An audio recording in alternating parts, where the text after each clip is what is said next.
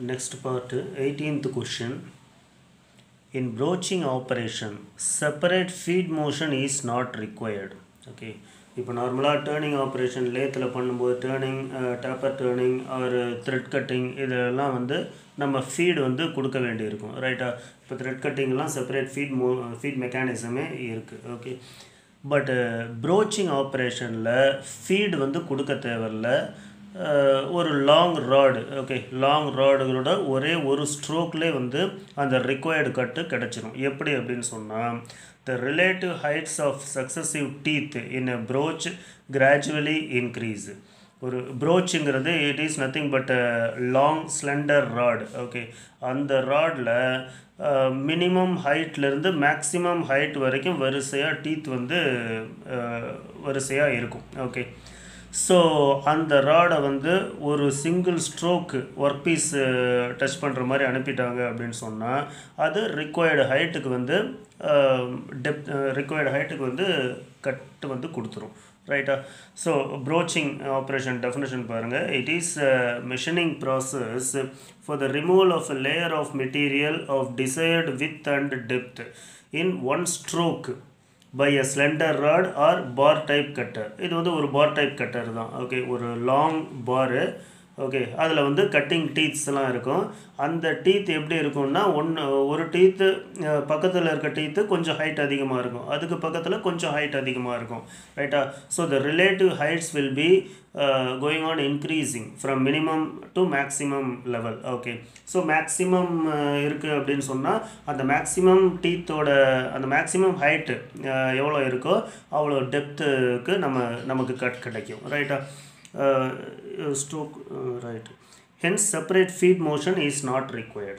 Okay, அந்த பாரோட ஒரு single stroke தான் வந்து கட் பண்ணுறது right. The broach cutter has a series of cutting edges with gradually increased protrusions. அதான் teeth, gradually increasing teeth. So no need of separate feed mechanism is required. Okay. Next question. Most commonly, the tool wear is expressed in terms of crater wear than flank wear. Okay, இப்போ flank wear, crater wearனு ரெண்டு major wear இருக்குது டூலுக்கு. Okay, flank வியரை compare பண்ணும்போது greater வியரை வச்சு தான் tool wear, அதாவது tool லைஃப்பை வந்து ஜட்ஜ் பண்ணுவாங்க. ஓகே, இப்போ ஃப்ளாங்க் வியர்னால் என்ன அப்படின்னு சொன்னால், it is due to the abrasive action of hard materials in the workpiece. Okay, workpieceல திடீர்னு, அதாவது ஃபார் எக்ஸாம்பிள் இப்போ ஹோமோஜினஸாக இருக்கிற ஒரு மெட்டீரியல் உள்ளே வந்து திடீர்னு ஒரு ஹார்ட் மெட்டீரியல் இருக்குது, கட் பண்ணும்போது ஒரு ஹார்ட் மெட்டீரியல் இருக்குது அப்படின்னு சொன்னால் என்ன ஆகும் அப்படின்னு சொன்னால் அதோட உராய்வு தன்மை வந்து அதிகமாகும் ரைட்டா. ஸோ அப்ராசிவ் ஆக்ஷன் அதிகமாகும், ஃப்ரிக்ஷன் அதிகமாகும் ரைட்டா. ஸோ இதனால் ப்ரொடியூஸ் ஆகிறது வந்து இந்த flank wear. Okay, flank wear இது. ஸோ அது எங்கே க்ரியேட் ஆகும் ஃப்ளாங்க் வியர் அப்படின்னு சொன்னால் அதோட நேமில் இருக்குது. ஃப்ளாங்க்குங்கிறது டூல், ஃப்ளாங்க்குங்கிறது ஒரு டூலில் இருக்க ஒரு ஸ்பேஸ். ஓகே, அது எங்கே அப்படின்னு சொன்னால் nose part, front relief face and side relief face of the cutting tool ரைட்டா. ஸோ கட்டிங் டூலோட நோஸு ரைட்டா, front relief face, side relief face, இந்த இடங்களில் அந்த ஃப்ளாங்க் வியர் அக்கர் ஆகும் right.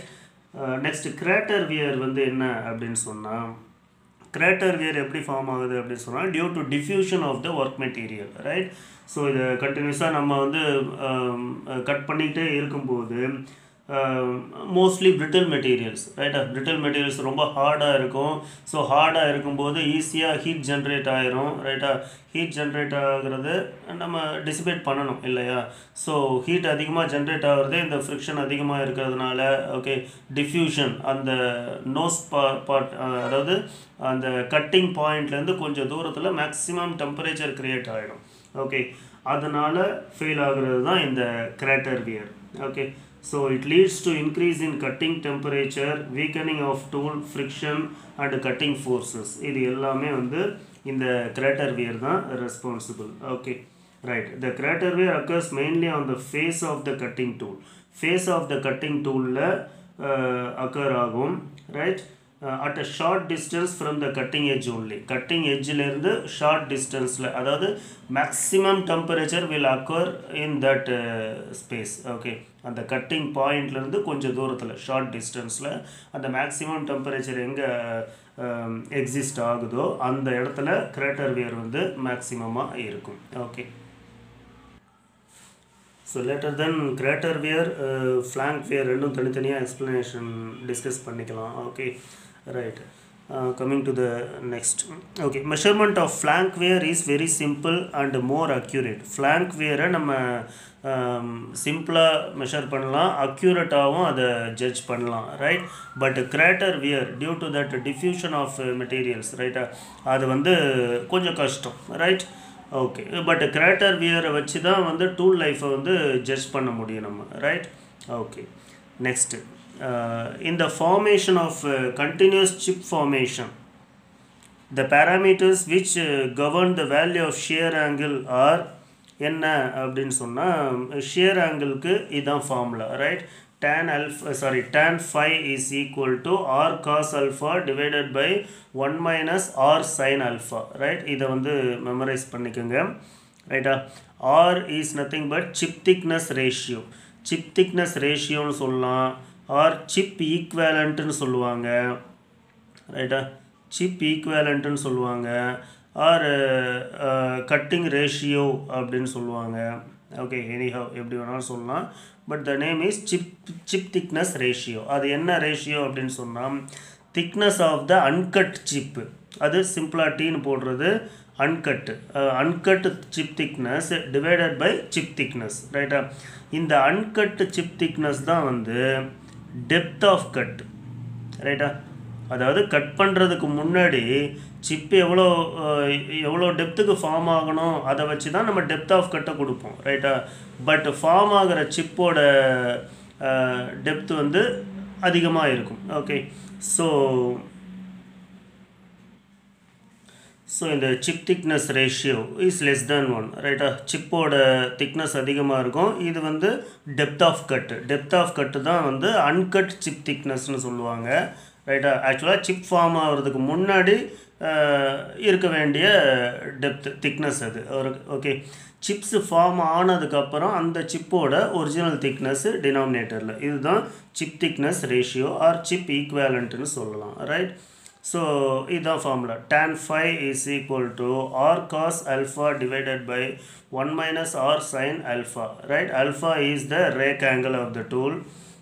Chip thickness TC, T வந்து depth of cut, right. T by TC is the chip thickness ratio. True feed F, okay. அதாவது true feed தான் வந்து அவங்க depth of கட்டுன்னு சொல்கிறாங்க. Okay, so either depth of cut or true feed and chip thickness, rake angle of the tool, இது மூணையும் வந்து base பண்ணி தான் அவங்களுக்கு சிப் ஃபார்மேஷன் இருக்குது, ரைட்டா. So the chip formation based on these parameters, depth of cut, chip thickness and rake angle of the tool. Okay, right.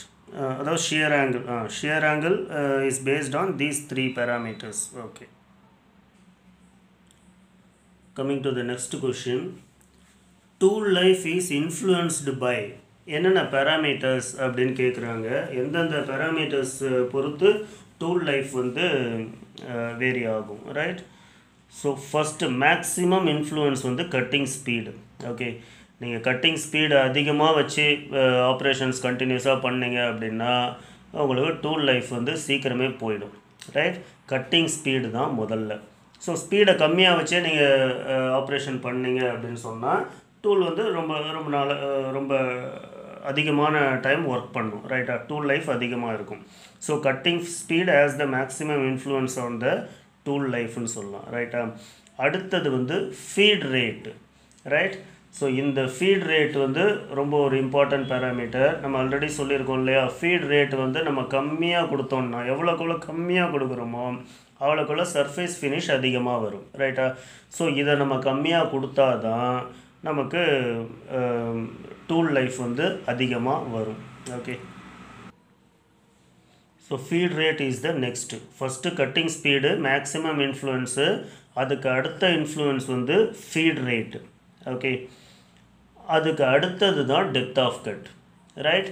So depth of cut நீங்கள் கம்மியாக கொடுத்து ஆப்ரேஷன் பண்ணீங்க அப்படின்னா டூல் லைஃப் வந்து அதிகமாக வரும், ரைட். சாரி, டூல் லைஃப் வந்து அதிகமாக வரும். ஸோ டெப்த் ஆஃப் கட் வந்து ஒரு ஸ்ட்ரோக்குக்கே நீங்கள் அதிகமாக கொடுத்துட்டீங்க அப்படின்னு சொன்னால் டூல் வந்து சீக்கிரம் வீணாக போயிடும், ரைட்டா. ஸோ இது வந்து மினிமம் இன்ஃப்ளூயன்ஸ் தான், இதுதான் மேக்ஸிமம் இன்ஃப்ளூயன்ஸு. முதல்ல கட்டிங் ஸ்பீடை கரெக்டாக நீங்கள் வைக்கணும். அதுக்கப்புறம் ஃபீட் ரேட்டு, அதுக்கப்புறம் depth of cut. Okay, so these are the things.